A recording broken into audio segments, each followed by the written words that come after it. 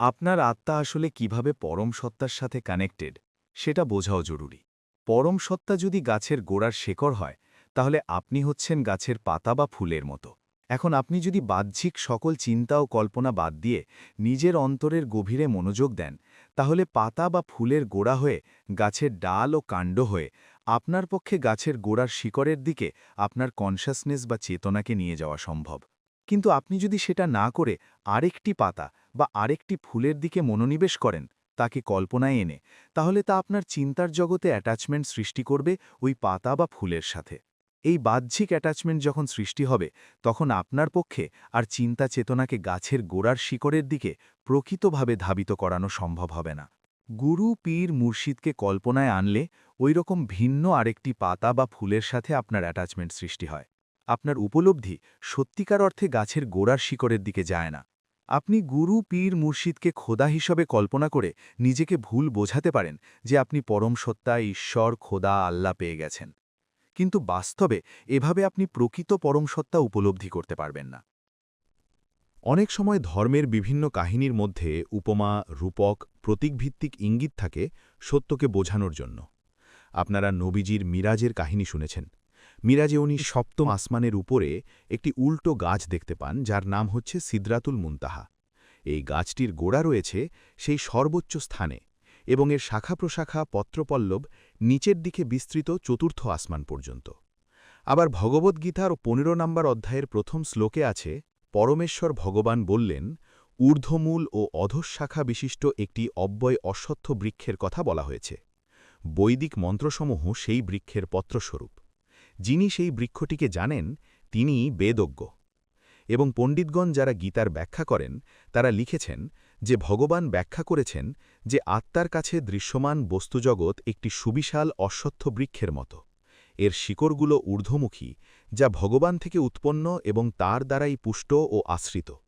এর নিম্নমুখী কাণ্ড ও শাখা-প্রশাখাগুলো বস্তুজগতের সকল প্রাণীকে পরিবেষ্টন করে রেখেছে।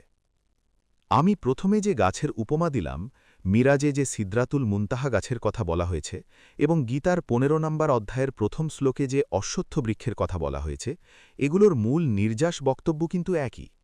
মিরাজের ঘটনায় বলা হচ্ছে যে সিদরাতুল মুনতাহা গাছটি সপ্তম আসমানের উপর থেকে চতুর্থ আসমান পর্যন্ত বিস্তৃত। মানুষের প্রধান ৭টি চক্র আছে। সপ্তম চক্র মাথার উপরে অবস্থিত, এবং চতুর্থ নাম্বার চক্র হচ্ছে হৃদয় চক্র, যা বুকের মধ্যখানে অবস্থিত। এই চতুর্থ হৃদয় চক্র হচ্ছে বস্তুজগৎ এবং নেপথ্যের অবস্তুগত জগতের মাঝে একটি ব্রিজ বা সেতুর মতো কাজ করে। চতুর্থ চক্রের নিচের চক্রগুলো প্রধানত বস্তুজগতের সাথে সম্পৃক্ত, এবং চতুর্থ চক্রের উপরের চক্রগুলো প্রধানত অবস্তুগত বিষয় নিয়ে কাজ করে। এখন কি মিরাজের সিদরাতুল মুনতাহা গাছের সাথে কোনো মিল খুঁজে পান? অদৃশ্য জগতের গোড়ায় রয়েছে পরম সত্তা, যা থেকে একটা অদৃশ্য গাছের শাখা-প্রশাখার নেটওয়ার্কের মতো মানুষ কানেক্টেড। আপনি যদি অনেক সাধনা করতে পারেন এবং সঠিক সাধনা করতে পারেন, তাহলে একসময় নিজের অনুধাবনে এই আত্মিক নেটওয়ার্কের গাছটির ম্যাপ পুরোপুরি উপলব্ধি করতে পারবেন। বাইবেল এবং কুরআনে যে চিরন্তন জীবনদায়ী বৃক্ষ বা ট্রি অফ লাইফের কথা বলা হয়েছে, এই আত্মিক নেটওয়ার্কের অদৃশ্য গাছটিই হচ্ছে সেই গাছ। এই গাছের ম্যাপ যখন আপনি সাধনার মাধ্যমে পুরোপুরি উপলব্ধি করতে পারবেন, তখন আপনার কাছে চিরন্তন জীবন পাওয়ার জ্ঞানও উন্মুক্ত হয়ে যাবে। আপনি যদি আদমের সৃষ্টি কাহিনী দেখেন, সেখানেও দেখবেন আল্লাহ তার স্বীয় রুহের অংশ ফুঁ দিয়ে আদমের মাঝে ঢুকিয়ে দিয়েছেন। কুরআনের ৩২ নম্বর সূরা সাজদার ৯ নম্বর আয়াতে এটা পাবেন। মানে আল্লাহর সত্তার অংশ আপনার ভেতরেই আছে। আর এজন্য আপনি কখনোই কোনো গুরু বা পীর বা অন্য কাউকে মাঝখানে মিডলম্যান বা মাধ্যম হিসেবে ধরতে যাবেন না খোদা বা পরম সত্তা পাওয়ার জন্য।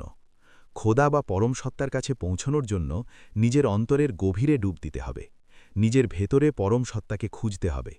পরম সত্তার সাথে আপনার সম্পর্ক সরাসরি, এর মাঝে কোনো মাধ্যম নেই, কোনো মাধ্যম থাকতে পারবে না।